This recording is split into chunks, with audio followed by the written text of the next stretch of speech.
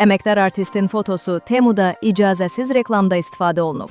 Caspian Press xəbər verir ki, əməkdar artist Nahidə Orucovanın fotosunun Çinin onlayn alış-veriş platforması Temuda icazəsiz şəkildə reklam məqsədi ilə istifadə edildiyi məlum olub. Məlumata görə sözü gedən foto Tanal krem məhsulunun reklamında yer alıb. Foto isə 2018-ci ildə Azərbaycanlı stilist Anar Ağakişiyevin Nahidə Orucova ilə çəkdiyi dəyişim videosundan götürülüb. Məsələ ilə bağlı Nahidə Orucova açıqlama verib. O bildirib ki, fotonun istifadəsi ilə bağlı ona heç bir rəsmi müraciət edilməyib və hər hansı icazə alınmayıb.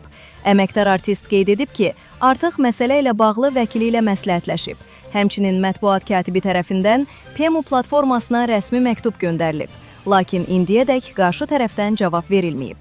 Nahidə Orucovanın sözlərinə görə reklamda istifadə olunan görüntü Anar Ağakişiyevin şəxsi məhsullarının təqdimatı üçün çəkilib və həmin məhsullar brend xarakteri daşıyıb. Buna baxmayaraq Temu platforması ucuz məhsullarını onun fotosu üzərindən təqdim edərək yanlış təəssürat yaradıb. Əməkdar artist bildirib ki, məsələ hüquqi müstəvidə qiymətləndirilir və lazım gələrsə məhkəməyə müraciət ediləcək. O, fotonun reklamdan dərhal götürülməsini tələb etdiyini də vurğulayıb.